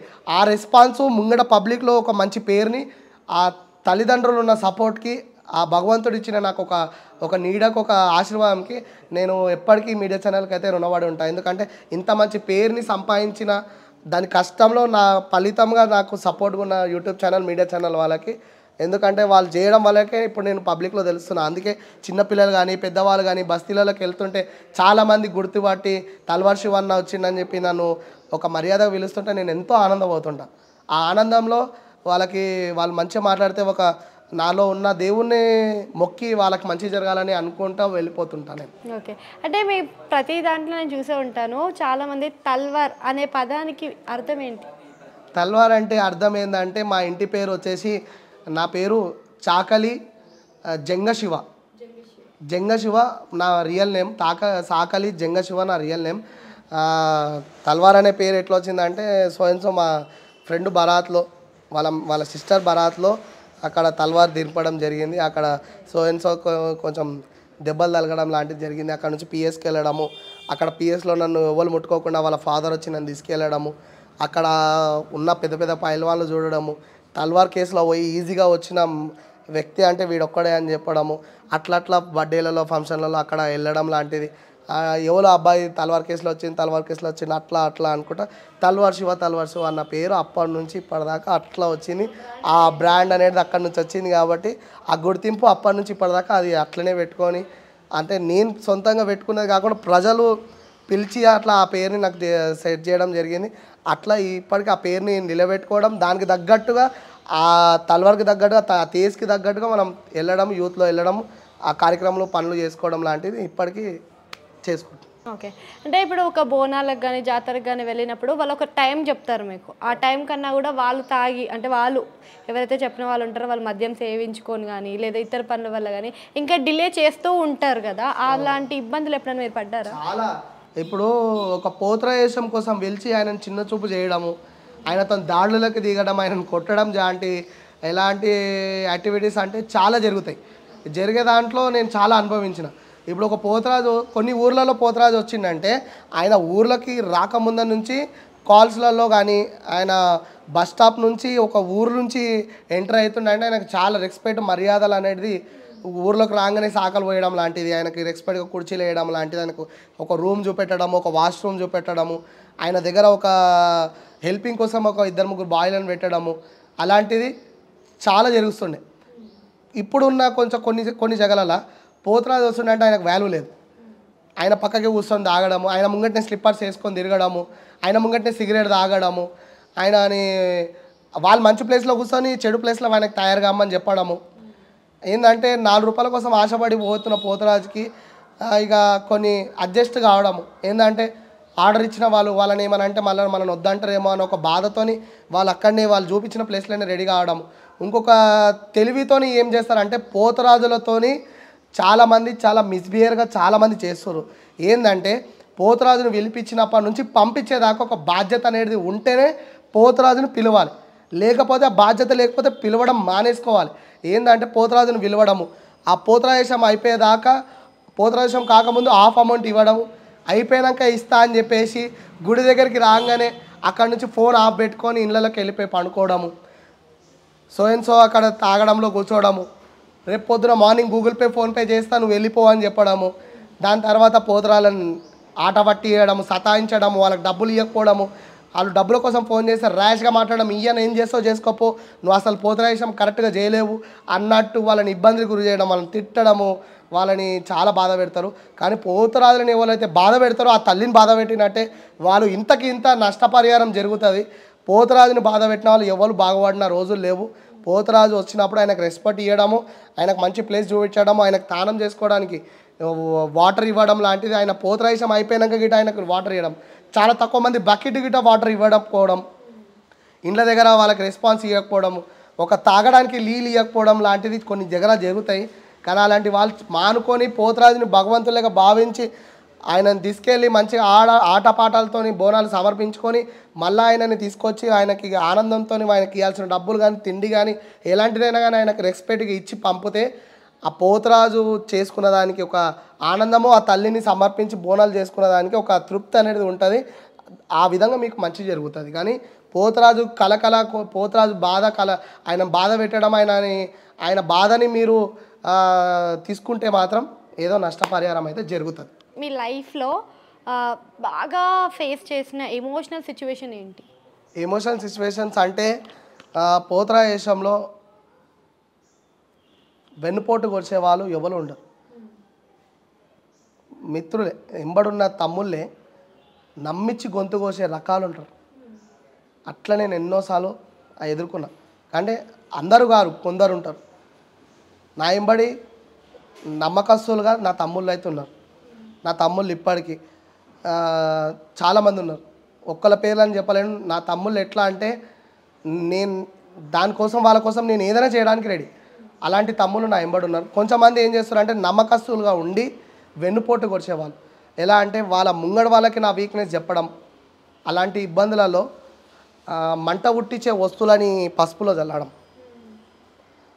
మంట ఉట్టించే వస్తువులని ఈపుకు రుద్దడం లాంటిది, చెప్పు మూలలని ఆడుకుంటే వెళ్ళే ప్లేస్లలో వేయడం లాంటిది, శీషం పెంకులు వేయడం లాంటిది, దేవుడు వచ్చినప్పుడు దేవుడు వచ్చి ఏ ప్లేస్లో అయితే ఊగుతాడో అక్కడ గాజుం పెంకులు చల్లడం, మూలలు వేసేయడం, కాళ్ళు తెగిపోవడం లాంటిది, అలాంటివి ఎన్నో సందర్భాల్లో జరిగినాయి. వీళ్ళు మనతో నమ్మకం వండుకుంటూనే మనతోని ప్రేమలు చూయించుకుంటూనే ఇలాంటి దానిలకి రెడీ అవుతారు అన్నమాట. ఇంకోటి మనతో అంత నమ్మకంలో వండుకుంటూ నిమ్మకాయలను అక్కడక్కడ కాళ్ళ దగ్గర తొక్కుతుంటారు పోతురాజు.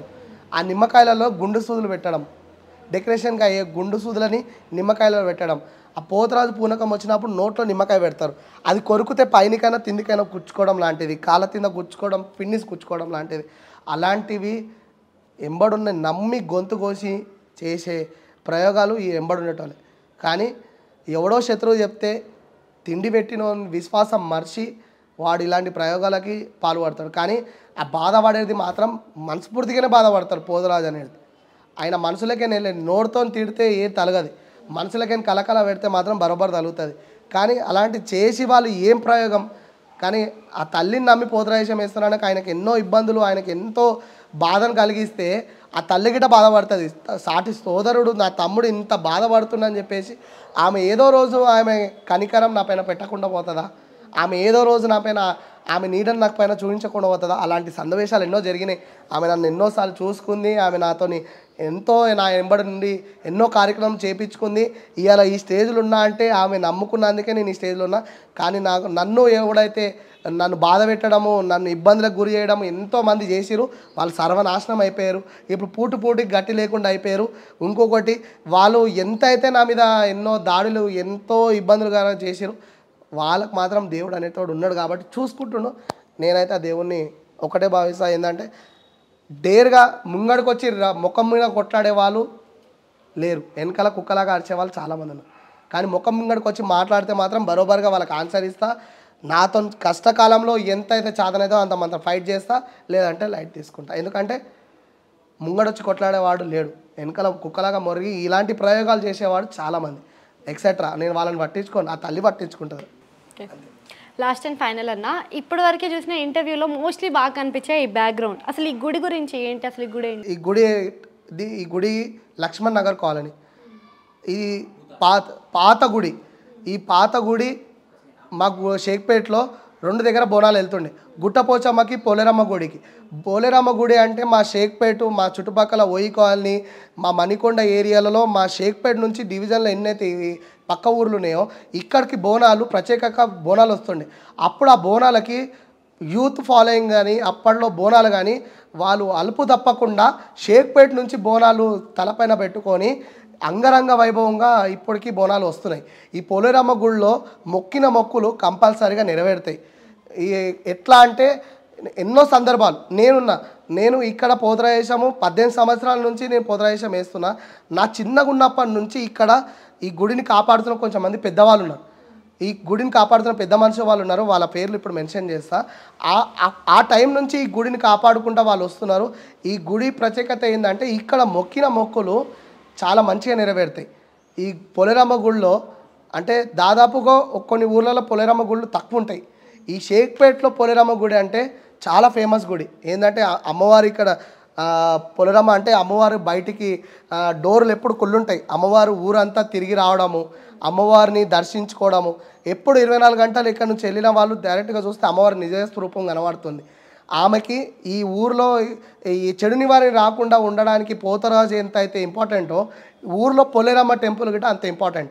అంటే ఈ గుళ్ళో మొక్కడం వల్ల మాకు చాలా మంచిగా జరిగింది. నేను గిట్ట ఈ గుళ్ళో సేవ చేసుకోవడం, ఈ గుళ్ళో ఉండడము, మా శివన్న సపోర్ట్ చేయడం వల్ల, మా యాదవ్ శివన్న సపోర్ట్ చేయడం వల్ల నేను ఈ గుళ్ళో ఈ అమ్మవారి సేవ చేసుకుంటూ ఒక స్టేజ్ నుంచి ఒక స్టేజ్కి వచ్చి మంచి పేరు తెచ్చుకున్నా అంటే ఈ పోలేరమ్మ గుడిలోనే. అంటే ఎన్నో ఇంటర్వ్యూలు, ఎన్నో అయ్యప్ప మాలలు, ఎన్నో పోతరాయేశాలు, సామాన్ పూజ కానీ ప్రతి సంవత్సరం సామాన్ పూజ చేసుకోవడం లాంటిది ఎన్నో కార్యక్రమాలు ఈ గుడిలో జరిగినాయి. ఈ గుడిని కాపాడుతున్న పెద్దవాళ్ళు ఉన్నారు ఇప్పటికీ. ఈ గుడిలో మీకు పాత ఫోటోలు చూపిస్తాను. ఆ పాత ఫోటోలలో గిట ఎంతో అప్పట్లో ఉన్న గుడిని ఎన్నో ఇబ్బందులు, చుట్టుపక్కల మొత్తం ముస్లిమ్స్ ఉన్నారు, వాళ్ళు కూడా మాకు కొన్ని విషయాలలో సహకారం చేసిరు. అంటే ఆ గుడి నుండి ఆ స్టేజ్ నుంచి ఈ స్టేజ్కి తీసుకొచ్చి ఎంత మంచి ఆలయం కట్టిన పెద్దవాళ్ళకి నేను ఒక ఫోటోలు చూపిస్తాను. మా గుడి, మా పోలేరమ్మ టెంపుల్ ఈ విధానంగా చెట్టు కింద ఇప్పటికీ ఆ చెట్టు ఉంది. ఆ చెట్టు కింద గుండు ఉంది. ఆ గుండు కింద అమ్మవారి పుట్ట చాలా పెద్దగా ఉండే. అప్పుడు పూర్వీక కాలంలో మా పోలేరమ్మ గుడి అంటే చాలా ప్రత్యేకత ఉంటుండే. ఆ పోలేరమ్మ గుడిలో అప్పట్లో విగ్రహం స్థాపన చేసినప్పుడు మా అన్న శివన్న గిట అక్కడ సేవలు చేసుకోవడం, ఆ టైం నుంచి పోలేరమ్మ గుడిని కాపాడుకుంటూ ఈ చుట్టుపక్కల ప్రదేశాన్ని మాకు ఇచ్చిన ఈ గుడికి ఇచ్చిన దాత, ఈ గుడికి ఇచ్చిన ప్లేస్కి దాత గిట ఉన్నాడు మా గుడి పెద్ద మనిషి. అన్నదార గిట ఆయన పేరు మెన్షన్ చేస్తాము. ఈ గుడి అప్పటి నుంచి ఇప్పటిదాకా ఎన్నో సేవలు, ఎన్నో కార్యక్రమంలో అన్న పాల్గొని ఈ విగ్రహము స్థాపించడం లాంటిది ఎన్నో కష్టాలు పడుకుంటూ, ఎన్నో ఇబ్బందులు పడుకుంటూ ఈ పోలేరమ్మ గుడిని ఈ స్టేజ్కి తీసుకొచ్చి పబ్లిక్లో ఇప్పుడు ఇంత పెద్ద ఆలయంగా ఇన్ని రకాలుగా పూజలుగా, అయ్యప్ప పూజలు కానీ, పోలేరమ్మ గుడిలో బోనాలు సమర్పించడం, తొట్టెలు సమర్పించడము, ఇక్కడ పిల్లలు లేని వాళ్ళు వచ్చి అమ్మవారికి పూజలు చేసుకోవడం లాంటిది, ఒంట్లో బాగాలేకపోతే పూజలు చేసుకోవడం లాంటిది ఎన్నో పూజా కార్యక్రమాలు ఇక్కడ జరుగుతూనే ఉన్నాయి. కానీ ఈ పోలేరమ్మ గుడిని ఆ టైం నుంచి చిన్న గుడి నుంచి కాపాడుకుంటూ వస్తున్న శివన్న ఆయన వెంబడి సహకారం చేసిన మా పెద్దవాళ్ళు గిట ఇప్పటికీ ఎంతో ఆరోగ్యంగా ఎన్నో విషయాలలో ముందుకి ఒక్కొక్క పైమెట్టుకు ఎక్కుకుంటూ ఈ పోతరాయేశంలు కానీ ఇక్కడ వచ్చే పబ్లిక్ కానీ ఎంతో ఎంకరేజ్ చేసుకుంటూ అన్నదార గిట కొన్ని విషయాలు తెలుసుకోండి మీరు గిట. అన్న ఇక గుడి గురించి చెప్పాలంటే ఇది యాక్చువల్గా 1996లో ఈ గుడిని స్థాపించారు. ఈ గుడికి భూదాత మనకు శీతల్ సింగ్, ఆయన కొడుకు లక్ష్మణ్ సింగ్. సో ఆయన పేరు మీదనే ఈ మొత్తం కంప్లీట్ కాలనీ పేరు కూడా లక్ష్మణ్ సింగ్ అని చెప్పేసి స్థాపించారు. సో ఆ రోజు మేము ఇక్కడ ఉన్నప్పుడు, మేము ఇక్కడ వచ్చినప్పుడు మేము గేదెలను కాసుకుంటూ ఇక్కడ ఉండేదన్నమాట. మేము ఇప్పుడు అమ్మవారి యొక్క దయ వల్ల, అమ్మవారి సేవ మాకు ఒక ఆశీర్వాదం అమ్మవారిది కలిగింది. మాకు వచ్చే సేవ చేసుకోవడానికి ఆమె అవకాశం ఇచ్చింది. మేము సేవ చేసుకుంటూ ఇప్పటి వరకు చేస్తూ వచ్చాము. అలా చేస్తున్న తరుణంలో మనకు షేక్పేట్ గంగాపుత్తు సంఘం అని ఒక సంఘం ఉంది. ఆ సంఘం వాళ్ళు మొత్తం 16 మెంబర్స్, ఇక్కడ మీరు చూశారనుకోండి బోర్డు మీద, మొత్తం 16 మెంబర్స్ వీళ్ళంతా కలిసి స్థాపించారంట అమ్మవారి గుడిని. ఈ ఏరియా కాలనీ లేఅవుట్ చేయడం కానీ, ఈ అమ్మవారికి ఇక్కడ స్థాపించి పూజలు చేయడం కానీ అప్పటి నుంచి ఆనవాయితీగా వస్తూనే ఉంది. షేక్పేట్ గ్రామ ప్రజలకు ఇది పొలిమేర అనమాట. అప్పుడు ఆ ఊరు ఉన్న టైంలో 1996 నుంచి ఇప్పుడు దాదాపు ఒక 30 సంవత్సరాలు అవుతుంది. 30 సంవత్సరాల క్రింద ఉన్న గుడి ఈ రకంగా ఉండే సార్. మీకు చూస్తే ఈ రకంగా అప్పుడు గుడికి గోపురం లాంటిది, షెడ్డు లాంటిది, ఇక్కడ వసతులు ఏం లేకుండా ఇలా రోడ్డు అంటే ప్లేన్ గ్రౌండ్ ఉంటుండే. ఆ ప్లేన్ గ్రౌండ్లో అమ్మవారు చెట్టు కింద చిన్న విగ్రహం కాండి చిన్న పుట్టలాగా ఉంటుండే. ఇప్పుడు ఈ గుడిని డెవలప్మెంట్ చేసి అన్నగారు ఎంతో కష్టపడి వాళ్ళ ఎంబడున్న శివన్న వాళ్ళ ఎంబడున్న ఒక బ్యాచ్ కానీ ఎంబడి షేక్పేట్లో ఉన్న కొంచెం మంది పెద్దవాళ్ళు కానీ సపోర్ట్ చేసి ఇప్పటికీ ఈ గుడిని గుర్తించి ఇంత పెద్ద ఆలయంగా కట్టించి అప్పటి నుంచి ఇప్పటిదాకా అమ్మవారి సేవలు చేసుకుంటా. నేను బి చిన్నగా ఉన్నప్పుడు ఈ గుడిని ఆ టైం నుంచి అన్నవాళ్ళతో చూడడము, అన్నవాళ్ళు ఇక్కడనే బర్రెలు కాయడము, వాళ్ళ నాన్న ముత్తాతల నుంచి గిట అమ్మవారిని దర్శించుకోవడం లాంటిది గుడిని గుర్తించి అప్పుడు ఆ టైం నుంచి ఈ టైం దాకా ప్రతి ఒక్క సహకారంతో ఈ గుడిని అన్నవాళ్ళు కాపాడుకుంటూ తీసుకొచ్చారు. ఇంకా చెప్పాలండి, ఇప్పుడు ఒక చిన్న ఉన్న కమిటీ, మాకు ఒక కమిటీ వేసుకొని పాత వాళ్ళందరూ కొంతమంది ఉన్నారు, కొంతమంది చనిపోయారు. సో మేము దాన్ని ఎలా కాపాడుకుంటూ వెళ్ళాలని చెప్పేసి ఒక సొసైటీ ఫామ్ చేసి ఇప్పుడు ఇచ్చిన భూదాత ఇచ్చిన వాళ్ళకు ఇన్ఫామ్ చేసుకుంటూ మనం ఇప్పుడు కొత్తగా ఇది 5 మెంబర్స్ ఉన్నారు. ఇప్పుడు ఇందులో చూస్తే కంటబోయిన నారాయణ యాదవ్, చింతకుంట్ల లింగయ్య, చాట్ల బలరాం, టి సూరత్ సింగ్, టి గుర్రం పెంటయ్య, వీళ్ళందరూ 5 పెద్దలు అనమాట. ఇప్పుడు ఎవరైతే ఉన్నారో గుడికి మనకు దాతలు కానీ ఫండ్స్ కానీ ఇప్పుడు లేఅవుట్ కానీ ఏదైనా చిన్న చిన్న వర్క్స్ కానీ ఏమున్నా మేము ఆ పర్టికులర్ వాళ్ళతో సహాయం తీసుకుంటూ ఈ గుడిని ఒక డెవలప్ చేసుకుంటూ వస్తున్నాం. ఇంకా నేను అమ్మవారితో ఆశీర్వాదం మాకు ఎప్పటికీ ఉండాలని, ఈ గ్రామ ప్రజలకు ఉండాలని కోరుకుంటూ మా శివన్న ఎప్పటికైనా ఈ గుడికి ఇంకా అభివృద్ధి కావాలని మనస్ఫూర్తిగా కోరుకుంటున్నాను. మీ ఛానల్ మీ ద్వారా మాకు ఒక అవకాశం దొరికింది. ఈ వీడియో చూసే ప్రతి ఒక్క వాళ్ళకి నా మనస్ఫూర్తిగా ఒక విషయం నేను తెలియజేస్తున్నానంటే, ఈ పొలిమేరులో ఉన్న అమ్మవారిని ఎంతైతే బోనాలు సమర్పించడం లాంటి, పూజలు చేసుకోవడం లాంటి, పిల్లలు లేని వాళ్ళు కానీ ఇక్కడ పూజలు చేసుకోవడం లాంటివి చేస్తే అన్ని విధాలుగా వాళ్ళకి మంచి జరుగుతుంది. ఈ బోనాలలో ఎంతైతే ప్రత్యేకత పొలిరమ్మ గుడికి ఏదైతే ఉంటుందో నార్మల్ టైంలో గిట్ట అమ్మవారు ఇక్కడ నిజస్థ రూపంగా ఉంటుంది. వాళ్ళ పూజలు పునస్కారాలు ఎప్పుడైనా చేసుకోవచ్చు, రావచ్చు. ఈ గుడిలో ప్రతి ఒక్క జ్యోతిలింగాలు కానీ ఎలాంటి పూజలైన ఆరతిలు కానీ చేసుకోవచ్చు.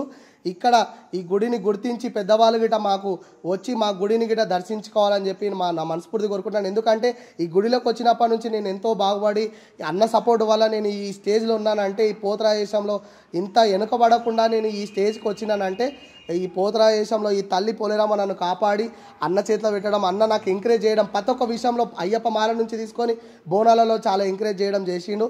ఆ అన్నని ఎప్పటికీ రుణపడి, ఆ తల్లికి ఎట్లా రుణపడి ఉంటానో అన్న గిట అన్న ఎంబడున్న ఒక గ్రూప్కి గిట నేను ఎప్పటికీ రుణపడి ఉంటాను. ఎందుకంటే ప్రతి ఒక్క విషయంలో ఈ భూమిదాత కానీ గుడి కట్టించిన పెద్ద మనిషి కానీ అందరూ మాకు సహకారం చేయడం వల్ల ఈ అమ్మవారి గుడిలో నేను చాలా మంచి సేవలు చేసుకుంటున్నాను. అలాంటి సేవలు ఎప్పటికి ఉండాలి. వచ్చే పబ్లిక్కి గిట ఏం ఇబ్బంది కలగకుండా అన్ని విధాల సౌకర్యాలు లాంటివి మేము కలిసికట్టుగా చేసి వాళ్ళకి ఇబ్బంది లేకుండా ఇంకా ముందుగా గుడిని పబ్లిక్లో తీసుకురావడానికి ఈ మా ఒక సాయం అనేది, మా ఒక ఎంకరేజ్ అనేది మీ మీడియా ద్వారాగా తెలియజేయండి. మీకేమైనా కామెంట్స్ చెప్పేది ఉంటే ఈ గుడి విషయంలో మాకు యూట్యూబ్లో కానీ మీ ఛానల్లో కానీ కింద కామెంట్ సెక్షన్లో ఈ గుడి గురించి ఏమైనా చెప్పదలుచుకుంటే కామెంట్ రూపంలో మాకు తెలియజేయండి. ఏంటి అంటే మీ ఛానల్ ద్వారా మాకు ఈ అవకాశం ఇచ్చినందుకు ఈ ఛానల్ ఓనర్కి, మీ కెమెరామెన్కి అందరికీ హృదయపూర్వకంగా ధన్యవాదాలు చెప్తున్నాను. ప్లస్ ఇంకోటి ఏంటి అంటే ఇక్కడ నమ్మితే ఉంది, నమ్మకపోతే ఏమీ లేదు.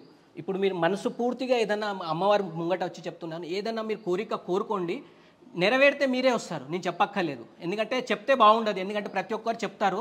ఇక్కడ చెప్తే చెప్ప మాటలు కాదు, ఇది మీరు ప్రత్యక్షంగా మీరు చూడొచ్చు. మీరు కోరుకోండి, మీ చిన్న విషయం కానీ చిన్న కోరిక ఏదైనా సరే 101% మీకు నెరవేరుతుంది. అది మా శివన్న చెప్పినట్టు డెఫినెట్గా మేము ఎప్పటికీ కలిసిమెలిసిగా ఈ యొక్క ప్రోగ్రామ్ని కార్యక్రమాన్ని తీసుకెళ్తూనే ఉంటాము.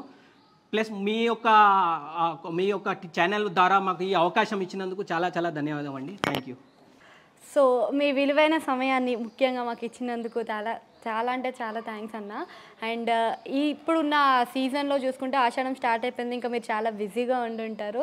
సో అయినా కానీ మాకు ఫస్ట్ టైం ఇచ్చినందుకు, ప్రయారిటీ ఇచ్చినందుకు, ఎందుకంటే మీకు టైం ఇచ్చినందుకు నాకు ఒక ఆనందం ఏంటంటే ఈ 365 రోజులలో మీరు ఒక యూట్యూబ్ని, ఒక మీడియా ఛానల్ని ఎంత నమ్ముకొని అయితే మీరు బతుకు తీరు దాంట్లో గిట ఎంత అయితే ఈ ఉందో దాంట్లో మీరు ఎంత కష్టపడతారు అనేది ఈ 365 రోజులలో ఈ 2 నెలలు మేము అంత కష్టపడతాం. ఈ 2 నెలలు కష్టపడే అంత ఈ 365 రోజులు సంపాదించే పేరు మీ యూట్యూబ్ ద్వారాగా మీ ఛానల్ ద్వారాగా మాకు ఆ గుర్తింపు అనేది మీ వల్లనే వస్తుంది. ఆ దేవుని అనుగ్రహం మా పైన ఎంత ఉంటుందో మీ పైన కంపల్సరీగా ఉంటుంది. ఆ అనుగ్రహం అనేది మేము ఎంత కష్టపడైతే మేము ఆ తల్లికి మేము సేవలు చేసుకుంటామో అంత కష్టపడి మీరు వీడియోలు తీయడము, మీరు కష్టపడి మా వెనకలో కెమెరాలు పట్టుకొని తిరిగి ఆ వీడియోలు చేసి ఆ పబ్లిక్కి, ఆ ప్రపంచంకి తెలియజేయడం చేస్తారు కదా.